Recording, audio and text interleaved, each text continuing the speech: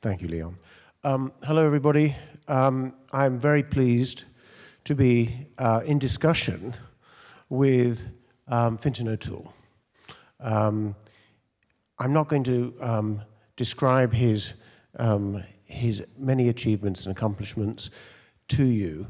If you want to look into his biography, by all means, Google him. So, without further ado, Fintan will first of all offer some remarks, and then he and I will be in discussion, and then we'll have a Q&A. Thank you.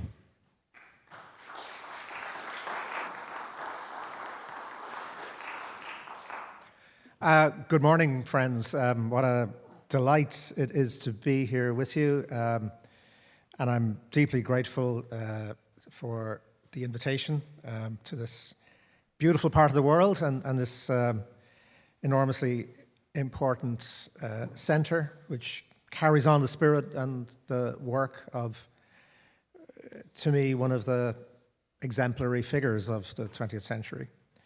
And I'd just like to thank everybody involved in organizing the conference and the staff for that. I'd also particularly like to thank Joe for agreeing to engage in this conversation. I have enormous admiration for Joe's work as an artist and as a thinker. So I feel very privileged to be in dialogue with him. Just before I really set off on my 3-hour discourse, I might just say that I'm going to use the word tribalization, but I'm not using it really in any of the senses that Leo has so beautifully elucidated, or necessarily in a lot of the ways that we heard yesterday. Niobe's idea, which I think is beautiful, of a tribal instinct as being the love of people that we know. I'm not really using it in any of those senses.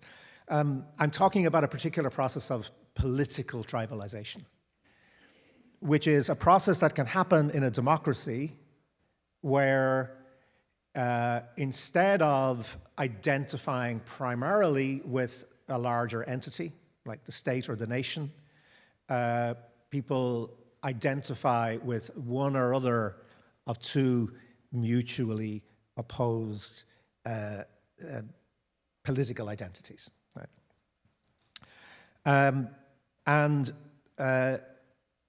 In general, I would suggest that these political identities are typically based on competitive senses of victimhood.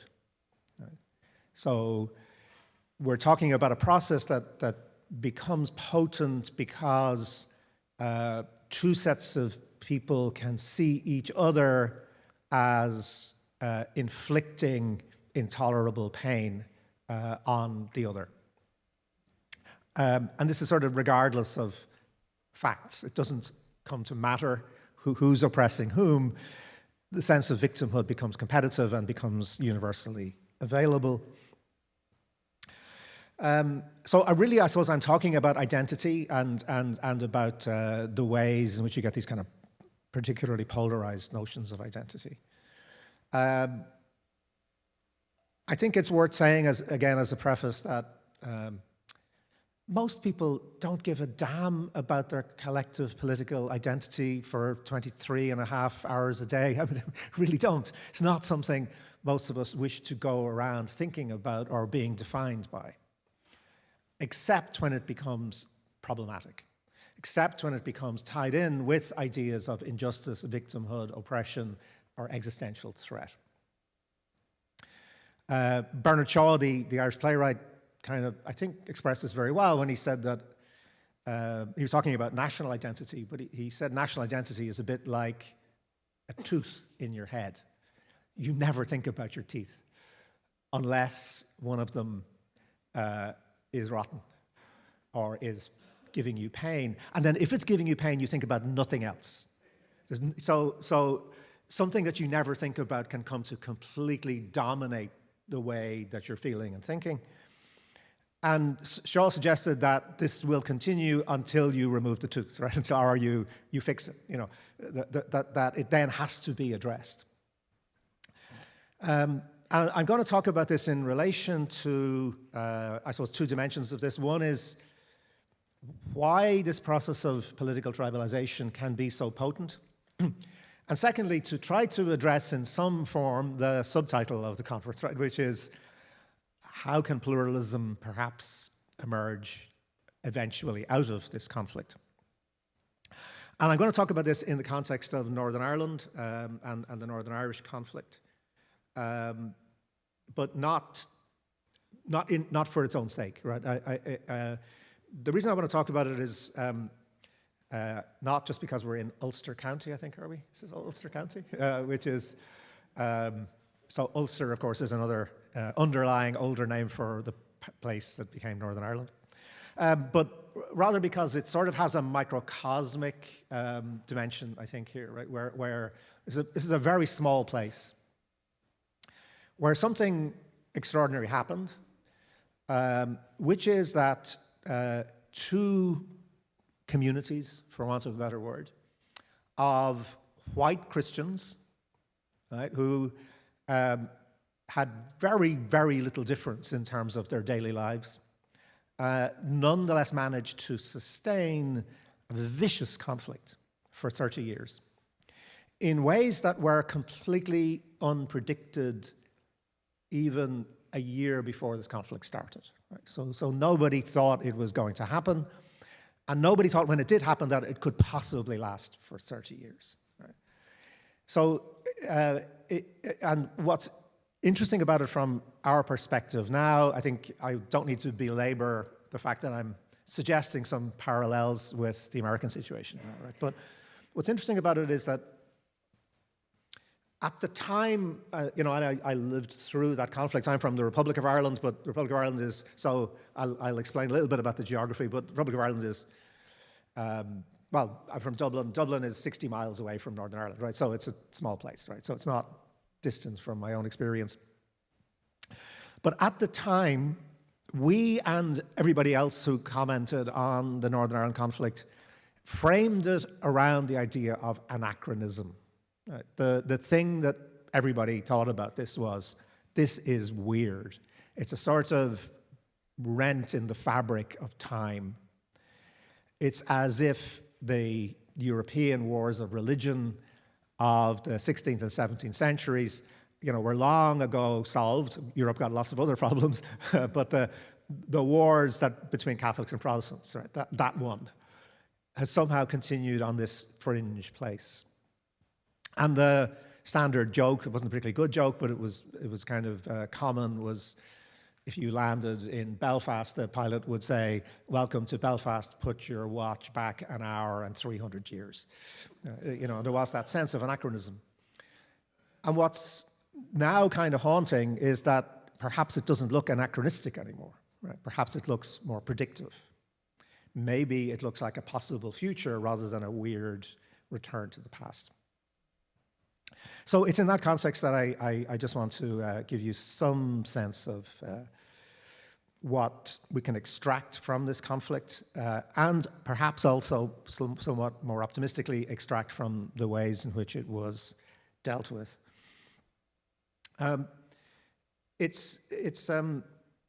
So I know some of you are way too young to have any sense of it, so I'm just going to take a couple of minutes just to give a very brief overview of what this conflict was, right? And forgive me because it's going to be necessarily extremely crude and unsubtle, but broadly speaking, it'll just situate you a little bit. So Ireland, of course, is an island between, as I like to think of it, between Britain and America, but closer to Britain. And its history has been dominated rather by its fraught and difficult relationship with Britain and British Empire, right, for roughly speaking about 750 years. And what was distinctive about that sort of conflict was that it ended up fusing religious and national identities. Right? So the general settlement in Europe after the wars of religion was, look, whatever your ruler's religion is, that's your religion, right? You don't really get a choice about this. If the prince is Protestant, you're going to be Protestant. If the king is Catholic, you're going to be Catholic, right? And Ireland was one of the exceptions to this, where for all sorts of reasons, well, primarily because of an emerging sense of national identity, most Irish people, the majority of the population, refused to adopt the religion of their rulers, who were British. So the British takeover of Ireland is a long process, but it's more or less completed by around 1603, 1604. At that stage, the British monarchy defines itself very much through its Protestantism. Most people on the islands of Britain end up adopting that religious faith. That doesn't happen in most of Ireland, right? So about 80% of the population remains Catholic. And that then becomes very much bound up with their sense of Irishness, their sense of national identity. The complication is that you have settlers who've come in over the centuries initially from both Scotland and England, who are Protestant. So you have a significant Protestant minority on the island. And broadly speaking, what happens is you've got a kind of a mapping of religious identity onto political aspiration. Again, this is very, very crude. There are lots of exceptions to this rule, but broadly speaking, if you're Catholic, you want Ireland to be an independent country. If you're a Protestant, you tend to want Ireland to remain part of the United Kingdom of Great Britain and Ireland, as it was then called. And the compromise that emerges out of all of this tension is the creation of Northern Ireland, which is sort of opting out. So the northeastern part of the country, which was the richest part of the country, most developed part of the country, was also the one which had the largest kind of saturation of people of Protestant religion, Presbyterian and Episcopalian.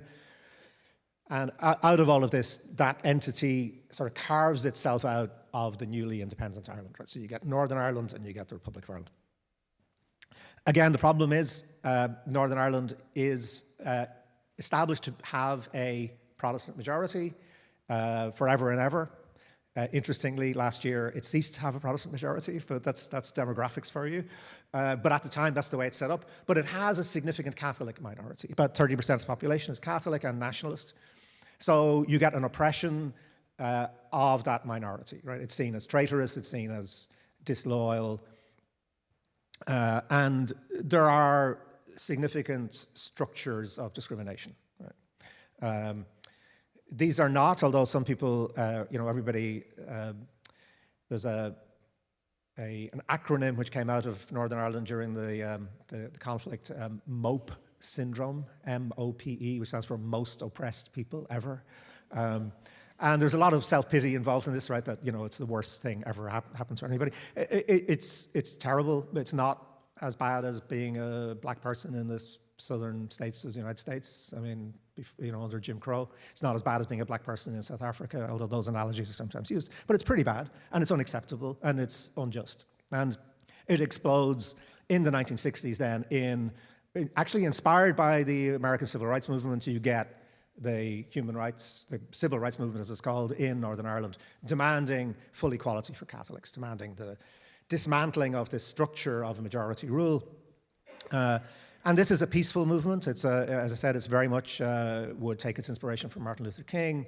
But Irish nationalism has a violent tradition, a conspiratorial tradition. And so as things evolve, this conflict, which starts out really as a demand for civil rights and a reactionary government which opposes those demands, ends up having this violent element to it. So paramilitarism becomes key to what happens.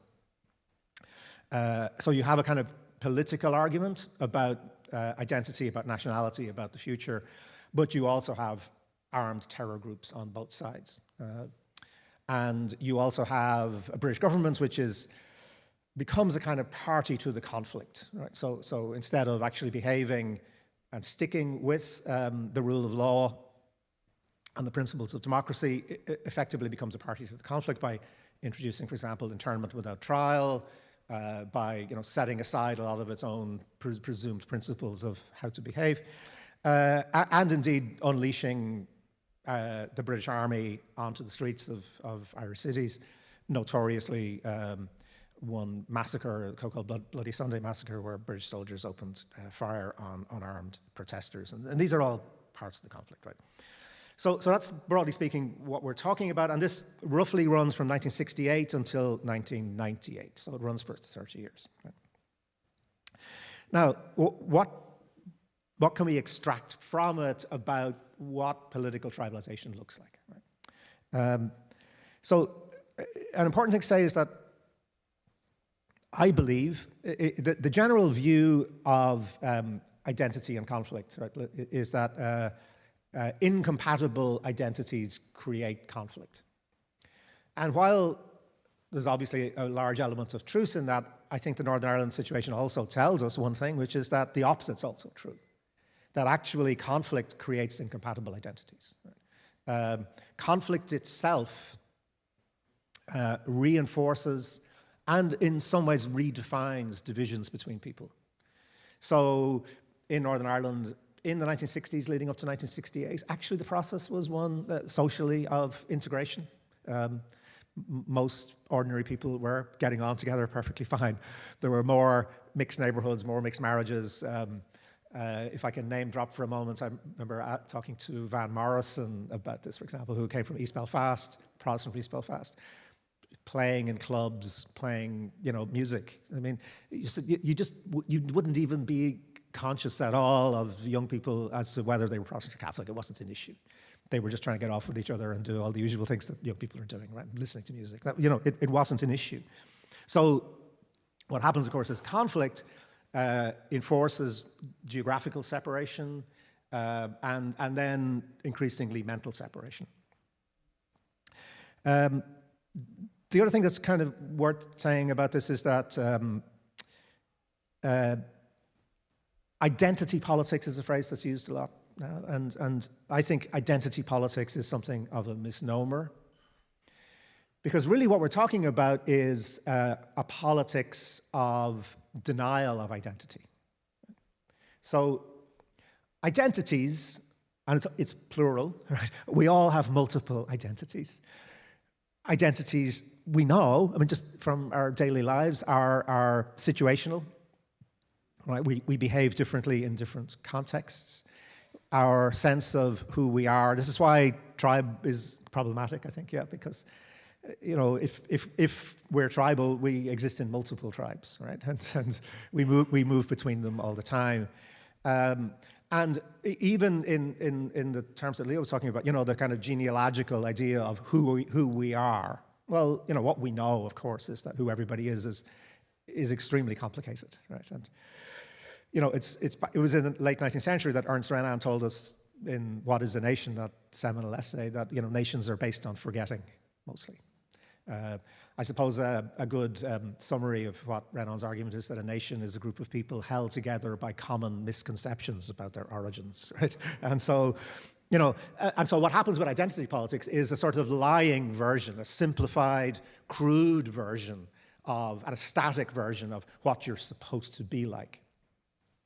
And what happens with conflict is that it validates that, right? So people retreat into ideas of their own identity, which are in fact lies. They're not really historically accurate. They're not culturally accurate. They don't bear much relation to how those groups of people actually came into being or how they've had their lives.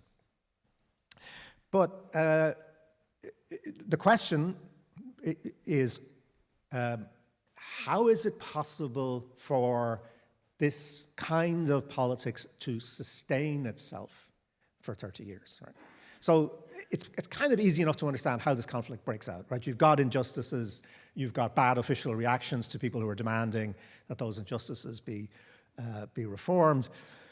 But even in, say, 1968, when violence starts to break out, most people would have said, we're going to go through a horrible period of maybe 2 years, and then it'll sort itself out and we'll gradually kind of get back to some kind of normality. As I said, nobody, and I've looked at this extensively, nobody is saying this is going to go on for 30 years. So what we need to understand, because I think it's relevant to contemporary crisis of democracy, is, first of all, what are the attractions of tribalization, right? If it's sustainable, it must be doing something that accords a certain kind of satisfaction or a certain kind of power dynamic that's useful to some people. Because what's important to remember with the Northern Ireland conflict, and I think this is true of any conflict I know of, is the vast majority of people don't want it. They want to get on with their daily lives, right? They're not actually saying, I would really love this to continue, right? So why does it continue? Why are people, to put it another way, why are they unable to stop it? And I think there are 5 things that are just kind of worth listing. One is that this polarization does create a very strong sense of internal solidarity, right? So you do get very close to your neighbors, right? Your sense of, because there's a sense of threat from them. It does bring people closer together, right? It does have a certain kind of pleasure of sociability that's attached to it. And of course, the corollary of that is that it also allows for a crushing of criticism, internal criticism, right? Because there's part of the mechanism is to say, yes, of course there's a problem with our side, but this is not the time to be raising that. Don't go there now because we're in danger. We're under threat from them, right?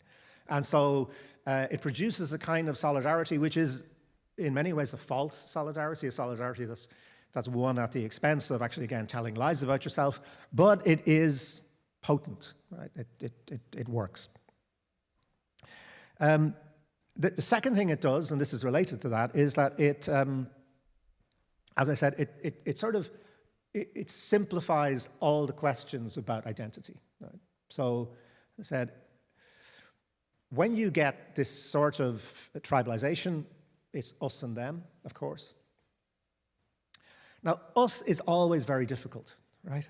Who the hell are we? For everybody is a really difficult question to answer, right? Because, of course, that sense of the group, the culture, what the unit is always problematic, and is always dynamic, and is always contradictory, right? But tribalization gives you an answer to that, which is, well, we know who we are, we're not them. That's all that matters, is we're not them. So a negative sense of identity simplifies the whole idea of who we are, right? Samuel Beckett was asked, allegedly in France, this is the best definition of Irishness I know of, he was asked, "Vous êtes anglais, Monsieur Beckett?" And he said, "Au contraire," which is, so it's au contraire, right? No, we're not them. That's The third thing it does is that, and this is critical, I think, to a lot of what's going on now in the crisis of democracies, right? Is that the challenge for democratic politics is to deliver benefits to the majority of people, right? Simply enough, right? It exists in order to make people's lives better. And that's hard. It's particularly hard in the stage of kind of feral capitalism that we're at, where increasingly, of course, the benefits that are being produced by the economic system are, as we know, going towards a smaller and smaller number of people. So you have this dilemma as to how benefits are produced. One of the great things about political tribalization is that you don't have to produce benefits, right? It changes the dynamic. No Protestant politician or Catholic politician really during all that 30 years produced any great benefit for their community. But the extreme ones, the ones who became dominant, could say, that doesn't matter, that's not the point. The point is that they're suffering more than we are. So it introduces not just the idea of the zero-sum game, right, which is that there is no common benefit here. The amount of public goods, or the amount of goods in general, of benefit, is limited. Therefore, if they're getting more, we're getting less. So the zero-sum game is bad, but actually this kind of the ultimate goal of this tribalization is a sort of negative-sum game, right? Which is, we might all be losing. We might all be losing, but it doesn't matter so long as they're losing more than we are. And this is what happened in Northern Ireland, right? This was a catastrophe for everybody. I mean, nobody was gaining from this conflict. It was horrible, obscene, miserable. People's lives were being taken. Their jobs were being destroyed. You know, the economy was in a terrible state. The amount of trauma is obvious from the fact that Northern Ireland still multi-generationally has an enormous suicide rate, for example. You know, there's no benefit in this. But you can get into a dynamic where it doesn't really matter politically, right? You don't have to deliver benefit. You just have to deliver the sense that they're going to have to suck it up more than we have to suck it up. And once that's established, then it's fine. The fourth one is that one of the strengths of this kind of polarization is that it's actually self-generating. Right? So particularly when it devolves into violence. So what you get is you get a sense that the logic of a conflict like this is a kind of retaliatory logic, right? So they did this to us, so we're going to do it to them. They, in turn, will experience this as another atrocity against themselves, and so on and so on. So it has this kind of perpetual motion machine. This is one of the reasons why it can last so long, right? Which is that everybody in principle wants it to stop, but you don't want it to stop until we get them back for the last thing they did to us. Right? So, and therefore the sense of victimhood in particular, which, as I said, I think drives this polarization, is sort of endlessly renewable because, in fact, people are being victimized. Right? People are suffering atrocities. And the fifth and final thing I just want to mention is that there's a sense here of the hard work of ethical thinking.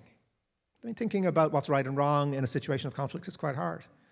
But that hard work is actually, the burden of that is taken off people, right? So remember, in a conflict like this, the vast majority of people, vast majority of the time, are appalled by acts of violence and injustice. They don't want to see this happening. But the mechanism that kicks in is one of the contributions of the Northern Ireland conflict to the English language. I don't know if you've heard this word, but a word emerged called whataboutery. And whataboutery is, yeah, but what about what they did to us? Right? So it's you say, that was a really horrible thing our guys just did. That bomb they planted in the fish shop over there to kill the Protestants. It was really horrible. I hate it. I'm really ashamed of it. And then what kicks in is, yeah, but what about the thing that they did to us? You know, and whataboutery is, again, it's one of these kind of self-perpetuating mechanisms, but it also stops you having to think about what do I need to do to stop this? What is my moral obligation as a citizen? So those are kind of five things which I think we can map on more broadly onto the challenges that democracy faces at the moment. And then just to take another couple of minutes, how do we stop it? How did it stop? And maybe there's a couple of things that we might suggest that are possible. One of the lessons of the Northern Ireland conflict is that when you get this kind of polarization, you can't wish it away. Right? You can't just say, let's all love each other and let's all be friends. There has to be some kind of structural engagement with people's idea of what their identity is. Right? And it's no good telling them, actually, you know what, the thing you think you are, you're not really, that doesn't really work. So you have to appease it in some way. You have to say, okay, nobody's threatening your sense of identity. If that's who you think you are, fine. Let's try to institutionalize that. Let's try to give it some kind of expression which is not violent and is not conflictual.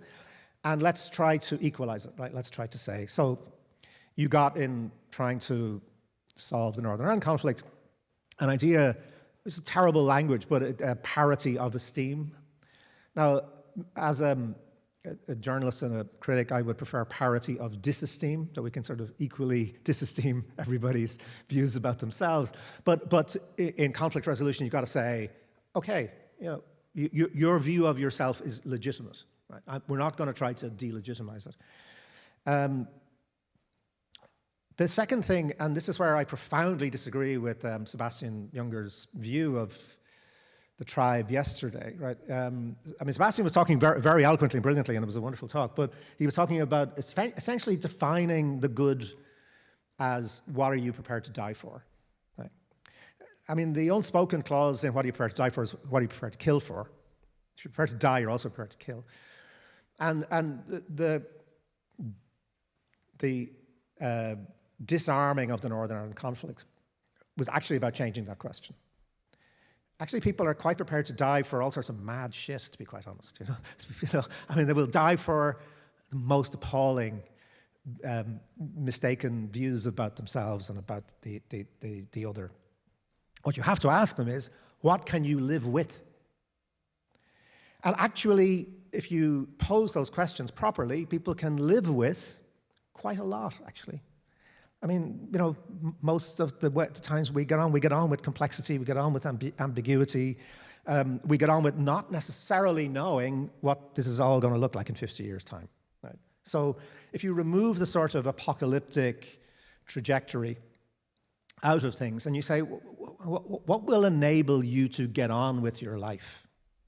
It's a very different question, and I think a very effective one. The third thing is that you have to give people a sense that the future is open-ended and negotiable. Right? So a lot of the reason why you get this polarization is different views about where is it all going. Very often this polarization is really not so much about the present as about a view of the long-term future. People begin to think, if we don't have this conflict now, we're finished. We can see a future coming in which we will no longer exist.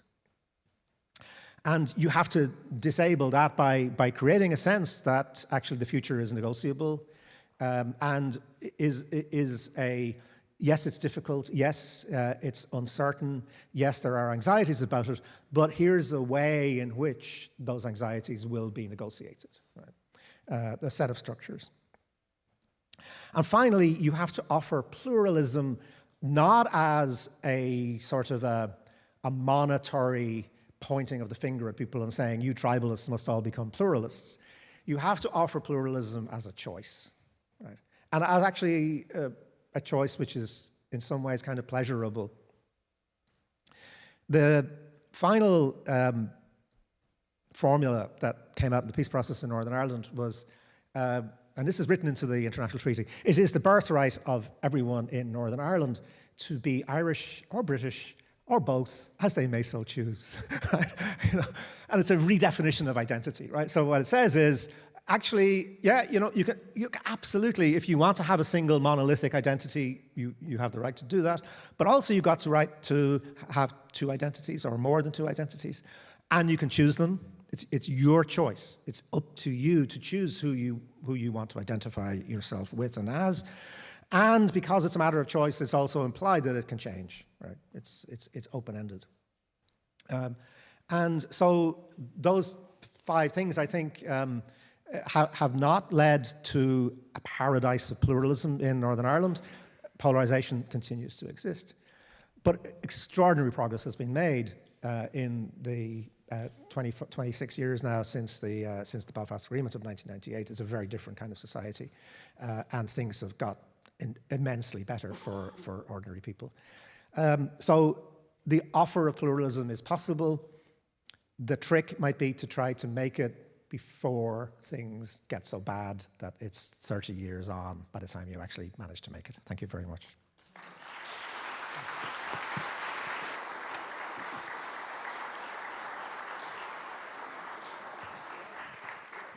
Let's see, do these work? Okay, thank you. Hi, wow, the microphone works. Would you want to pick yours up? Thank you, Fintan. Thank you for that extraordinary meditation on Ireland as an example of, I suppose, conflict resolution. I mean, the perspective on Ireland at the moment is that it's a very rare example of communities in deep conflict succeeding in resolving their differences. And in fact, those who participated in the Good Friday Agreement talks have a career these days of advising everybody about how to do it. The Good Friday Agreement was reached in 1998, which was just before the internet became widely became an indispensable feature of modern consciousness. I suppose my question for you now is, how would the process have gone differently if it had continued for another 10 years, the conflict that is, and entered the age of Facebook and Instagram and all the social media influences that we now contend with? Thank you. Great question. So one thing to say is, of course, the conflict could have continued for another 30 years. The ending of the conflict was also generational. I would be up there a lot, and you would talk to people who were involved in violence, and they were getting old, and they had kids. It's a really important part of it, just a simple sense of, I don't want my kids to go through it. And I mean, going back to what Naomi was talking about yesterday, the boy culture, the idea that, at 17 or 18, the idea of violence can be very attractive, right? And once you get sucked into it, then it can last for another 20 years. So it certainly could have gone on. How would it have worked out in the age of social media? Probably worse. I think, particularly if you look at where social media is now, the capacity for instant disinformation, in communities that are in conflict, of course, and we're seeing this now with rioting, anti-immigrant rioting across Europe, for example. You've got this capacity to so-called, news that can spread, where you can invent incidents, you can invent outrages. There's enough real outrages going on in this conflict, but the idea that you would be able to identify supposed individuals as guilty, encourage people to go out and riot or attack them. We might have been very lucky, actually, to get out of it before those new capacities for stoking and sustaining conflict and violence really kicked in.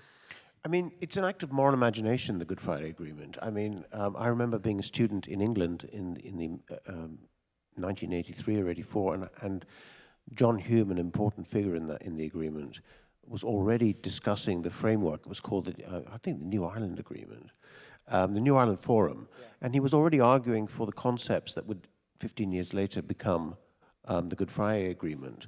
And one of the concepts that was important at that time and became extremely important for international law was the idea of truth and reconciliation.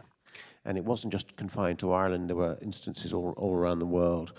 And there seemed to be a space in the culture for truth and reconciliation. And I wonder if that idea is still feasible now. I mean, if you look at, for example, and whether tribalism, as it's currently constituted, in other words, which is groupings, antagonistic groupings in society, as you put it, based on a sense of competitive victimhood. I wonder if the kind of culture of truth and reconciliation, which Joe Biden sort of imagined for himself at the beginning of his presidency, he felt that he would bring the Americans together. How do we access that space? Yeah, I think it's a great question, and in fact, it's one of the great failures of the Northern Ireland process, in fact, that there has not been a proper truth and reconciliation process. The point about this kind of process is that it has to be universal, right? It has to be based on, good old Enlightenment principles of universal human rights, right? Because otherwise, I want to know the truth about what you did to me. I don't want to have to talk about what I did to you, right? And so what you get, and it certainly has happened in Northern Ireland, right, is a kind of selective truth. And selective truth does not produce the reconciliation. Right? So we have had some extraordinary public inquiries into, I mentioned the massacre in Derry in 1972, the Bloody Sunday massacre. British government set up a huge inquiry eventually into that, which exonerated all the people who were killed, and that's incredibly important to the families. This is, living history for people. And there are lots of inquiries that go on and into individual atrocities or wrongdoing, particularly by the state. But you don't have any process of truth-telling really by the paramilitaries. So you very easily get into a situation whereby everybody demands, particular accounting for this atrocity or that atrocity. And so there has to be a framework for this. I think in terms of thinking about America now, and about the broader idea of healing, it has to be based on a genuine attempt to have a broad framework of what truth-telling might look like in terms of American history, in terms of American involvement in international conflicts, in terms of America's own conflicts. It does not seem feasible to imagine that there is such a kind of common consensus framework within which that can happen right now. And there's one slightly extraneous feature to the Irish situation, which was the Europe. And I wanted to ask you about that. This is, by the way, I'm holding, just in case you're interested, We Don't Know Ourselves, which Fintan published last year? This year? 2 years ago. Oh, really? 2-3 years ago. It's a personal history by Fintan of kind of his, it's kind of an autobiography and at the same simultaneously a story of Ireland, a political autobiography. And because his life corresponds to a very important episode in Irish history. And one of the chapters, you talk about Europe. Of course, Europe modifies the sense of being Irish. And it offers a sense of shared identity, which is kind of trans-border, which crosses the border. And I wonder if you can say something about that. So, I mean, it seems to me the kind of critical thing when we talk about identity, and identity politics is that a huge amount of it's wrapped up in anxiety, There's a conception in people's heads of identity as something which is handed down from the past and therefore must be preserved intact. And if that's your view of what identity is, then it can only give way to profound anxiety, which in turn will lead to tribalization, right? Why? Because, of course, you can't preserve anything from the past. You just, it's not going to happen. And so a misunderstanding of what identity is in fact the tradition, the history, the story of how groups of people have interacted with change. We all interact with change in different ways. That's what makes us distinctive as people. Right? We have ideas of continuity, ideas of things that mean a lot to us, and we try to preserve those by adapting to profound change. And an interesting part of the Irish story is that the Ireland I was born into in 1958 is gone completely. Is Irish identity gone? Not at all. It's thriving. Why is it thriving? It's thriving because it's a better place. Because actually people aren't leaving anymore. You can have a very pure identity. I grew up with an incredibly pure Irish Catholic nationalist identity. It was perfect. It was fully embedded in the state, in the law, no contraception, no divorce, no abortion, women were controlled, everything was perfectly set up to be the perfect Catholic state, and it was bloody awful, and people didn't like it, actually. They didn't oppose it, but they opposed it by leaving. You all know the children or the grandchildren of Irish immigrants, as they left. And yet, so the Ireland that had this kind of very clear identity is just gone. But actually, it's a much more creative, playful, imaginative place, I think. People get to express themselves in vastly better ways than they used to. And one of these ways, as you said, is a sense of multiple identity, right? A sense that, actually, you know, what does it mean to be Irish now? Well, it does mean to be European. A critical moment in our history was Britain leaving the European Union and us staying in, right? I mean, that's the vindication of your independence, right? You know, we're not an appendage to Britain anymore. For us, you know, being part of this much larger polity actually vindicates our sense of difference, actually. You know, we get a seat at the table.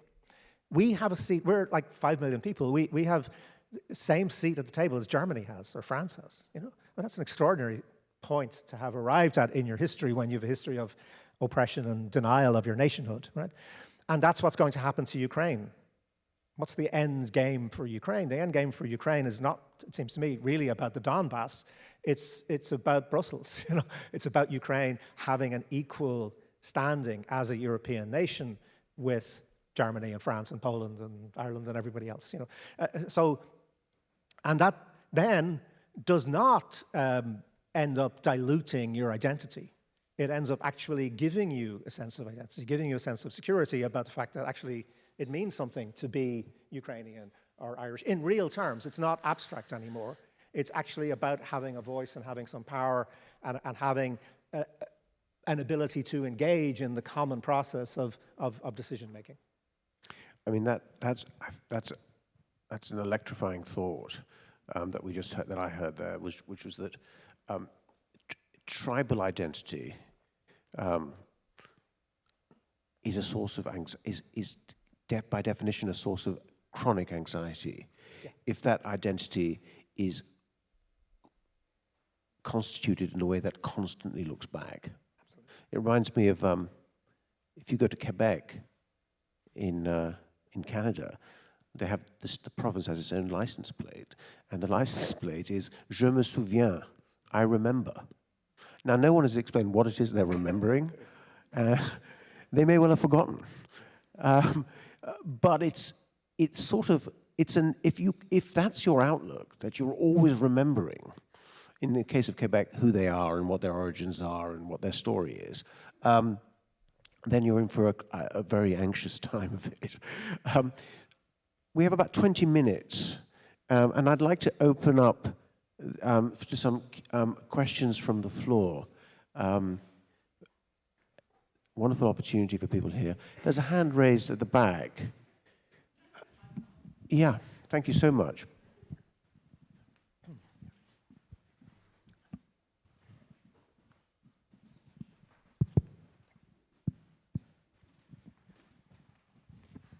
Hi, Fintan. I so appreciated your talk. I really loved it. It was fantastic. It was so informative, and it made me agitate with ideas and thoughts. So I wanted to share one with you to think about as a question. So first of all, your example in Ireland, in Northern Ireland and Ireland, is exactly the example you could take from the Civil War in the 1860s, and exactly the Civil War we're experiencing now in the United States. So if we think it's over there, it's right here now, and it was true in the 1860s. When is that? 150 years ago. So we have something to learn from listening to young people. I'm always trying to teach us what we learn from young people, particularly mass shooters. And mass shooters are the people that we don't want to listen to, but in this case, they're totally relevant. So obviously what you're talking about in part is boy culture. So it's the hard over soft, revenge over reconciliation. That's boy culture, exactly. Yeah. I prefer revenge over reconciliation. So what is boy culture? Boy culture, remember, I said yesterday, is a hierarchy of humans, that some humans are seen as more human than others. Nobody wants to be on the bottom of the hierarchy. And if you put people who used to see themselves as the top of the hierarchy, and you put them on the bottom, as I always tell my students, and they think I'm joking, I'm not joking, and they have access to weapons, they may try to kill you. And that's what you're seeing with mass shooters. And they say that directly in their manifestos. This is not something I concocted. They say this in their manifestos. They say, I don't want to be on the bottom of the hierarchy. The hierarchy is unfair. I feel like I've been put on, in this case, in this boy's case that I write about in my book, he feels like he's been put on the bottom of the hierarchy because he doesn't play sports, he's short, he's not getting the attention from other guys that he wants. So he feels angry, and then he turns into sort of mental illness where he's now wanting to kill people and kill himself as well. I'm not justifying it. I'm just saying nobody wants to put on the bottom. So if you understand the Ireland example, I'm curious about how that dynamic is playing out, that everybody wants to be on top, nobody wants to be on the bottom, and we keep on putting people on the bottom and then wondering why they're so unhappy and voting for Trump. You know what I mean? So the idea is, I would love to hear you take that, run with that in your example with Ireland of that sort of hierarchy of humanness, and how do you disrupt it in your reconciliation. Yes. You get what I'm saying? Yes. I completely agree with everything you say, and one small thing I would add is that, and this is something we find it very difficult to accept, but the perpetrators of violence in these circumstances think of themselves as noble. Right? So, people can do the most appalling things. I know, one of the things about being Irish is I know people who made bombs to be put into cafes and pubs to slaughter, innocent people, because that's the nature of the society, right? And they're nice people, they're not. I'd love to think of them as monsters, but they're people who, because they perceive themselves, as you say, to be on the bottom of the hierarchy, and then can sort of tribalize that, right? So they can see that as, I'm going to commit this act of violence on behalf of my people. So I'm doing it for a bigger thing. So it's almost like I've been minimized as an individual. How do I maximize myself? I do it through this act of violence. And therefore, almost the worse the violence is, the better it is, right? The more it kind of expresses that. The critical thing that's happened in Northern Ireland is that when you begin to decouple somewhat, when you start to get out of the extreme polarization, what happens, of course, is that you begin to get the emergence of a group of people in the middle who just don't want to be tribalized, don't want to be identified as one or the other. And so what's happened demographically in Northern Ireland is fascinating. This place was set up to always have a Protestant majority and a Catholic minority. It now has two minorities. So both Catholics and Protestants are minorities in Northern Ireland now. And you've got a group of people, maybe 20% of people in the middle, who are mostly young, who say, I'm not answering that question. If you ask in a census or whatever survey, are you Catholic nationalist, are you Protestant unionist? I'm not going there. None of those terms describe me as I think I am. Right? They might define themselves in feminist terms, they might describe themselves in queer terms, they might, environmentalists, loads, socialists, loads of other things they will think about. And what happens is then the dynamic becomes that for the other two minorities who want to get their way, the dynamic is that they have to persuade the people in the middle because they can't get a majority otherwise, right? And that actually has begun to change. Now, it takes a long time for this to start working, right? But what you've now got is, so the big existential question in Northern Ireland is still, will there be a united Ireland or will it remain part of Great Britain and the United Kingdom? And that will be put to a referendum, a vote at some point. That's part of the peace process. But the people who will now decide that vote are the people who currently don't care. I don't care, but that's not their priority, right? They're thinking about other things.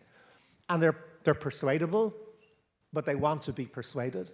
And therefore, the process that's going to decide the future is going to be a process of persuasion and openness. And that does begin to somewhat diffuse the standoff that you get that sort of produces this boy culture and validates the boy culture that's already there. Now, there's still huge problems, right? So economic exclusion remains really potent.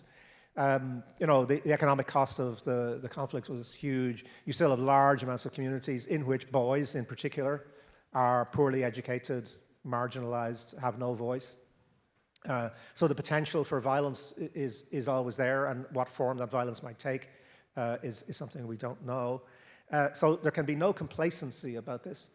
But there is a kind of reconceptualization, I suppose, which Joe talked about, you know, that so we have, like you in America, we have a written constitution in the Republic of Ireland. We used to have a classic old tribal nationalist statement in our constitution. So the top of the constitution was, that's ours and we want it back. Right? Northern Ireland belongs to us. That's our national territory. We want it back. Classic 19th century. Lots of European, you know, states would have said the same thing. We changed that in 1998 to say, from memory, it says now something like, it is the aspiration of the Irish nation to unite in harmony and friendship all those who share the island of Ireland, who share the territory of the island of Ireland in all the diversity of their identities and traditions. Right? And that's our nationalism. So I'm a proud nationalist in that sense, right? If that's our national aspiration, right, is about uniting in harmony and friendship the people who share a space, right? Accepting that there's multiple identities and traditions within that. And by the way, that there will also be new ones, right? So 20% of people who live in Ireland now were born somewhere else. It's become a magnet for inward migration, which is a wonderful thing for a society which has always bled people outwards. So these dynamics, I think, are intellectual, cultural, social, and they open up new kinds of spaces. And we can't be complacent at all about where we are with these things, particularly economically. But if you begin to get those ideas into people's heads, I think a virtuous circle can emerge to take the place of the vicious circle that was there. Yes. The red, and then maybe the person behind you. Thank you so much. Well, I'm going to go this way. So after this side, it's this side, and then we'll do that side. Thank you. Thank you. Hi, my name is Anissa. I'm here as a student with the Dalton School, and I was wondering how exactly we combat tribalism without promoting tribalism, or in other words, in our current political sphere in America, how does America combat MAGA tribalism without inherently creating an anti-MAGA or an anti-tribal tribe? Yes. Thank you for that question. It's a fantastic question, and I think it's probably the single most important one. What we know is that you don't persuade people by making them feel stupid, and you don't persuade people by making them feel inferior. Right? Those things will drive them even further, because, you know, as we've just been talking about now, you know, a lot of this is to do with a sense of humiliation, a sense of loss, a sense of anxiety. And there is a genuine dilemma here, right? So I'll just tell you what was done in Northern Ireland. Done in Northern Ireland was, in a way, almost to kind of go with the tribalization for a while, to say, okay, there are two communities, and then we must construct political structures that represent those two communities. And this is sort of false, because there were never just two communities. There were always lots of people who didn't want to be, you know, defined in those terms. And so it's dangerous in one way, because it says, okay, we accept your terms, and we'll work with them. You know, and then you have to try to get out of that. What you have to hope is that by reducing the anxiety, by reducing the sense of fear and humiliation, you can then get people to engage in all sorts of different ways. I think I would say two things.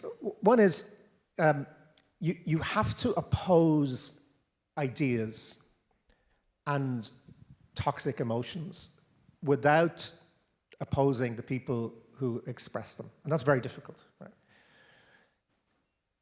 I think, as an outsider, I think there's an absolute duty for Americans to fight fascism, to fight racism, to fight the extraordinary misogyny of the current election campaign, which is staggering, to prevent the catastrophe that is being explicitly offered to many people, of the rounding up of millions of people and putting them into camps before they're deported, all that kind of stuff. You have to fight. I mean, you can't just say, well, it's all nice and we'll just reconcile with it. You can't reconcile yourself to that kind of history. But you have to try to do that in a way which appeals to the better nature of people, in fact. Right? So it seems to me the only thing that sort of works is not to say, you people are really terrible. It's to say, you people are better than this. You're better than this. You know, you're not the sort of person who actually wants to see your neighbors rounded up and put in a camp. You're not the sort of person who's going to cheer when children are dragged away from their families. You're not the sort of person who wants to see a woman bleeding to death in a car park because she can't get medical care. You know, so one of the things we know, I think, about human nature is, and this is why I think, you know, some kinds of collective pride are good, because they set standards for people to say, you know, actually we think well of ourselves. And you have to be able to almost invite people to think better of themselves than perhaps you really think of them. Right? You might be feeling, I don't like you, I don't like where you're going, I don't like the things you're saying. But you actually have to, I think the only thing that works is actually saying, your tradition is better than that. Right? So, you know, I've talked a lot to, say, people who would have had very right-wing Protestant evangelical views. And actually, if you sit down and talk to them, you say, but hold on, I mean, you believe in Christianity, you believe in biblical prophecy, you believe that the same message is there for everybody. You believe in forgiveness, you believe in reconciliation, you believe in all these things, right? So why, you know, what I want you to do is to actually live up to who you think you are, rather than telling you that I know that who you think you are is not legitimate. I think it's the only way to do it. Yes. Gentleman in the white shirt, thank you. Thank you so much for this. One of the things I thought was most interesting was kind of the question of what sustains tribalism. And it seems to me that one of the deep sadnesses that everybody must have experienced is the suppression of identity through negation, right? And this question of, for an entire generation, not having a sense of oneself beyond what you were not. And I don't know if you can speak to that, kind of how that manifests, or how you're seeing that play out, you know, 25, 27 years post. But yeah, I'd love to hear your thoughts on that. Yeah, it's again, thank you very much. It's a great question. I think you're absolutely right. You know, and I think this again is true for people in conflicts all over the world. You know, that if the purest expression of your culture or your identity or your history is somebody putting a bomb in a pub, right? It has a profoundly distorting effect on your own sense of who you are, right? And so this is where I think the role of culture, the arts, is absolutely critical. I don't think it's marginal at all, right?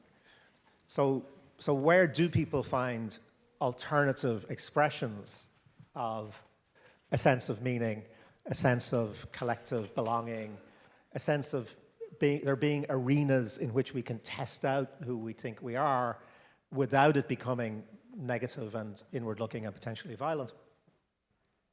I think in Northern Ireland, and this may seem a ridiculous thing to say, but I actually think the role of poetry was extremely important. And Seamus Heaney spoke about 1972 being in the studio, in the BBC studio in Belfast, recording some poems with a couple of other poets, and they can hear the bombs going off outside, you know, and thinking, what the hell are we doing? Like, what how futile is this? And then thinking, well, the only thing we can do is hold open a space, hold open an imaginative space in which language is not abused, in which cliches, because, you know, all of these conflicts and all this polarization and tribalization is driven by cliche. You get a cliched, stereotyped view of yourself and of your other, right? which is bad language.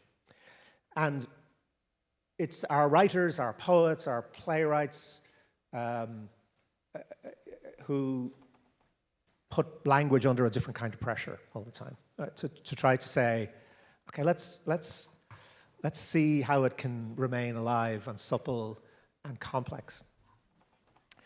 And therefore, this might seem kind of ridiculous, but I genuinely think when you get something like the Belfast Agreement, which is a masterpiece of structured ambiguity, right? So the actual text of this international treaty is full of ambiguities and openness, and you can think, well, one person can see one thing in it, and another person can see something else, and that's like a novel or a poem, isn't it? I mean, it's exactly the way that language works, those different possibilities. And I mean, Joe as a novelist, I'm sure, would have a lot to say about this, but if we lose the capacity to enter into the artistic space, then I think we are completely gone, right? Because we don't have that alternative resource available. But so long as it is available, I think it does hold open spaces. It doesn't change the world, right? It doesn't cause, I mean, William Butler Yeats famously asked a question in one of his poems, about, did that play of mine send out certain men the English shot? And Paul Muldoon, the contemporary Irish poet, said, well, if Willie Yeats had saved his pencil lead, would certain men have stayed in bed? Well, no, they wouldn't. No, actually, that's not the way it works. It's not direct, it's not simple.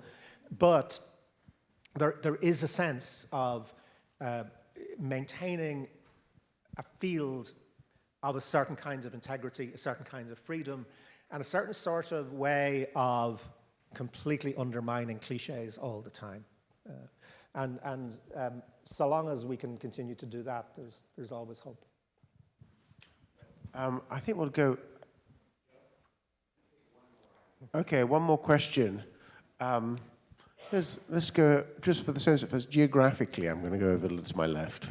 Thank you. I'm Chase with the Dalton High School. And I just noticed in your speech so many parallels between the Northern Ireland conflict and the Gaza conflict, Yeah. especially in, the whataboutery that you said, and the, competing victimhood and like fighting for the future kind of existentially. So my question is, how can we offer pluralism in an appealing way, as you said, during like such active and kind of escalating violence? Thank you, Chase. It's a great question, and of course you're absolutely right. One of the terrible lessons of history is that being a victim does not necessarily make people better. It can narrow our ethical horizons, by making us feel that pretty much anything else we do in retaliation is therefore justified. And that's certainly what happened in Northern Ireland. It's certainly what we're seeing, where Palestinian victimhood for some people seemed to justify appalling atrocities against innocent civilians. And then that in turn seems for many people to, if not justify, even just kind of close off the mental space in which I can imagine the suffering of Palestinians. And there's no easy way to stop this once it's started. I mean, in one way you could say that what I've been talking about is optimistic in terms because the Northern conflict did end, but in another way it's pessimistic because it went on for 30 years when it should not have done. There was no good reason for it. I mean, the only thing we can hold on to is actually, funny enough, is law. Like, out of all the world that Hannah Arendt came out of, we did create some institutions, extremely qualified, extremely unhappy, but we created institutions. We created international courts, we created the United Nations, we created a body of international law, which demands just one thing, right, which is consistency. It just says you're not allowed to feel outrage only when you check out who's doing the outrages and who's it being done to. It just says some acts themselves are unacceptable. And they're unacceptable because they are aimed at innocent people. there really isn't anywhere else for us to go with this, right? You know, like that we either accept the ethical demands of what that means. I know in my own life, I found that I started out as a sort of typical, the mental world was that of Irish tribal nationalism. Right? And at the age of about 13 or 14, when all this stuff was going on, I have to start asking myself, I mean, I was delighted. I was really happy when I saw the IRA putting bombs in pubs and killing people. I thought, wow, that's great. And then, you know, you have to start thinking, well, is it great? How would I feel? And I had a moment I described in that book where there was a bomb in Dublin, and my father worked on the bus transport system, public transport system, and it was placed outside the canteen where the bus workers, that was their canteen, right? And this is before mobile phones, and we didn't have a fixed phone in the house. So he was out, and I thought he might be dead. It might be him. We just got word that some of these guys had been killed. And we had about 5 hours of not knowing, you know, and then hearing the key in the door, and it was my father coming in, you know. And in that 5 hours, I think I changed as a person, you know, which was to think, this is the same for everybody. This is the same for every single person who's trying to deal with this, you know, about this could be your loved one. And it's not going to be any different if you are British or Irish or Protestant or Catholic or Palestinian or Israeli, you know. It's exactly the same. And unless we allow that knowledge into the very heart of our being, then we won't do the thing that we have to do, which is to stand up to our own side. It's very, very easy to be outraged by what they're doing. You know, it's much harder to stand up and say what we're doing, what supposedly our side is doing, is wrong, and it's wrong for the following reasons. It's rooted in really bad ideologies, bad ways of thinking, and that makes you very unpopular at certain kinds of points, you know. But if you're not willing to do that, then I think you just lose all sense of moral coherence and consistency, and that's all we have to hold on to. Thank you, Fintan O'Toole.